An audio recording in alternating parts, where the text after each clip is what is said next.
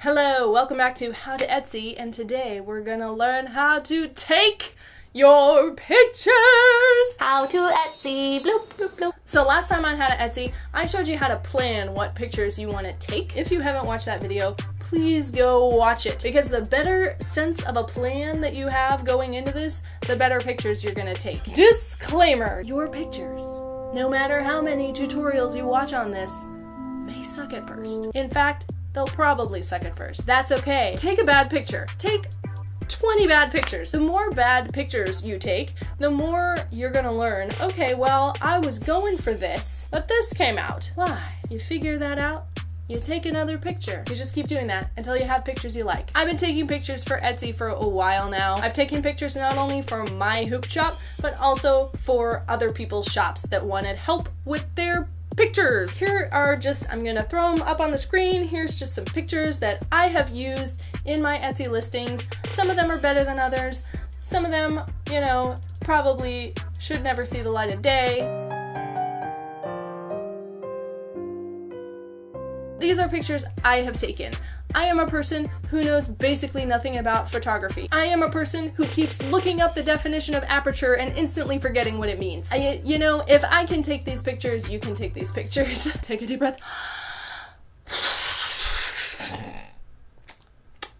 You'll be fine. I'm gonna show you 3 different ways, 3 different setups for taking pictures today in like varying degrees of complexity. You can watch them all, you can decide which one you feel is best for you, and go with it. Let's take some pictures! So the cheapest and easiest lighting to use is simple outdoor lighting. Pretty much everyone has access to outside, though it can be difficult when the sun isn't cooperating. It's actually okay if it's overcast because you want indirect light, unless you're trying to capture something shiny and sparkly, in which case you want, you know, more direct light. If it's not overcast, you can always just do it in the shade. So all I'm doing here is I've got a bench and I've got a piece of white paper and I'm putting it on the bench, and that's my background. And I'm just gonna grab my product, a pair of one of my gloves, and I'm gonna set them on that white paper. So this is the setup here. I've just got the camera pointed directly over the bench with the paper on it and the gloves on it. Here's my view of the camera I'm taking the pictures with, which I'm also filming with a GoPro, so it's cameraception. I am going to find a setting that's called the macro setting, which is usually represented by like a little tulip looking flower thing that takes crisper, clearer pictures. It highly focuses what's right in front of the camera. I'm also setting the self timer, which I'm only gonna set for 2 seconds, so I can just press the button and the camera will take the picture, and that will ensure that I am not shaking the camera in any way. And that will get me the most crisp picture possible. And now I want to get my super close-up shot. I have adjusted the camera so that I'm like all up on the gloves, putting on the macro setting, and setting the self timer, and I'm just gonna take a close-up picture to get all those nice details of the colors and the stitch work and everything of the gloves. And I only took those 2 pictures because mosquitoes were eating me alive. The second way to take pictures is just inside up against a white wall. So I took a few sets of pictures this way for my gloves. First I wanted to kind of take some usage pictures of me wearing the gloves, and I had my cool faux hawk braid that I'd just done for another video, so I thought I would try and take some like high intense, you know, posed pictures of me wearing the gloves. I just did this in my bathroom. I have one light that's kind of a bluer temperature, bright light. I've got my camera set up on a tripod. I'm not using the macro setting for this. I am using the self timer, and this time I'm setting it for 10 seconds, so I have plenty of time to kind of set up my shot. And I just went through and put on all of my pairs of gloves and did this a bunch of times and took a bunch of different pictures so that I have a lot of options for when I go and edit them. Also, while I've got this white wall, I'm gonna take some usage examples / overview pictures. So I've got the camera set up much closer to the wall, and I had to kind of play with the angle of myself and the camera and the wall. Basically just put myself in really awkward positions so that I could take some cute pictures of these gloves. Again, I just went through all the gloves that I have and took pictures of myself in them up against the white wall. In the end, I didn't really like these pictures because the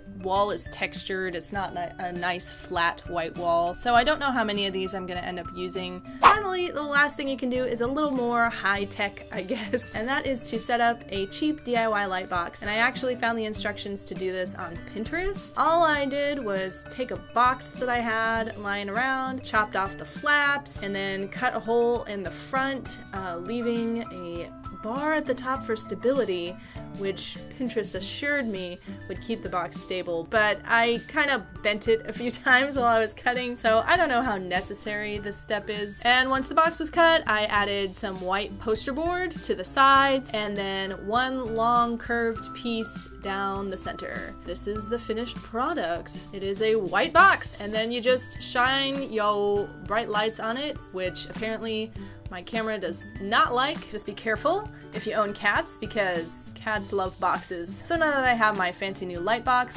I'm just gonna set up my camera on the tripod next to it. I've got my bright lights shining right in it. So with a light box, I'm gonna take an overview picture. I'm gonna take a get all up on it close up and do the classic hand knit gloves mug shot, wherein you put on the gloves and hold a mug. The benefit of using the light box is that you have this nice clean white background that your stuff can really pop off of, and you can really just focus on the details of the product itself. It looks really clean and it looks really professional. It's hard to go wrong with a white background. So real quick, I'm gonna show you how I then go in and edit this stuff. I like this one the best with my pink and gray little mini gloves. I'm using a Windows PC laptop, and I'm gonna click open in Photos. The first thing I'm gonna do is crop it. And I actually really like this, having it kind of be off to one side, and I also think that's going to be a nice close-up on the gloves rather than having all that white space around it. There is my new close-up. The first thing I'm going to do is go to Basic Fixes, click Retouch, and I'm going to edit this hook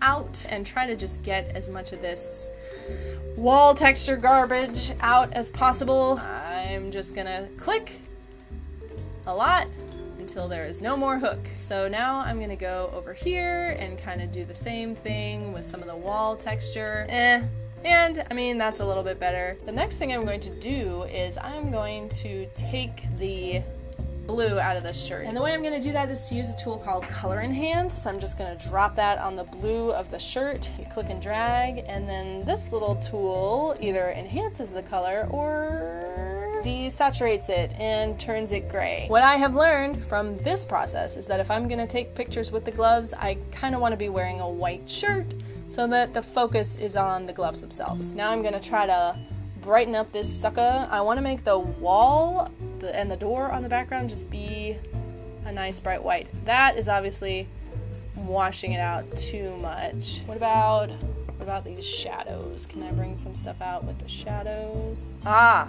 there we go. So what you're watching is you're watching me figure out how to make this picture look better by just playing with the tools in my photo editor. There we go. How's that? Let's compare that. That's the original. That's now. The original, now. I think that looks better. Then I'm gonna do my mug shot in the same gloves. I don't need to crop this at all. I'm just gonna go right into editing. I'm going to retouch this little area where you can see the corner of the light box. Here's something I didn't play with in the last picture. Your color temperature. You can make your picture more yellow or more blue. Honestly, this one I might just want to make a little bit more yellow so that my skin tone shows. I still want this white to be really white. This is saturation to make the colors a little stronger. That's good. I might brighten it just a smidgen. I'm gonna get the actual gloves and make sure that I'm not portraying the pink as being too pink. Whoa, there's a huge difference. This original almost looks black and white now. Amp up the pink just a smidge so those bold bright pinks really stand out. Yes, and all I really did was just kind of go in and fiddle with some settings and see what came out. So there you have it. Three different ways to take pictures for your Etsy products, and then also a little bit about how to edit. I really hoped you found this useful and helpful, especially if you feel intimidated by photography. Just get out your camera, try these different things out, play around with your angles, play around with the settings on your camera, play around with your editing software, and definitely look through Etsy and find pictures you like. And then try to imitate that style in your own photography and see what comes up. The more you do it, the more you'll kind of get a feel for the best way to photograph your items. And it never hurts to take too many pictures because you want to have those 5 pictures to fill out your listings. Alright guys, I really hoped you enjoyed this. If you have any questions whatsoever, please leave them in the comments. If you found this video useful and helpful, don't be afraid to share it. The next How to Etsy video is going to be on how to write your listings. If that is a thing that stumps you, and I know when I set up my very first shop, it stumped the hell out of me, then you should subscribe. My name is Jess and I make videos every week. I hope that you are having a beautiful day and I will see you the next time I make a video. Goodbye!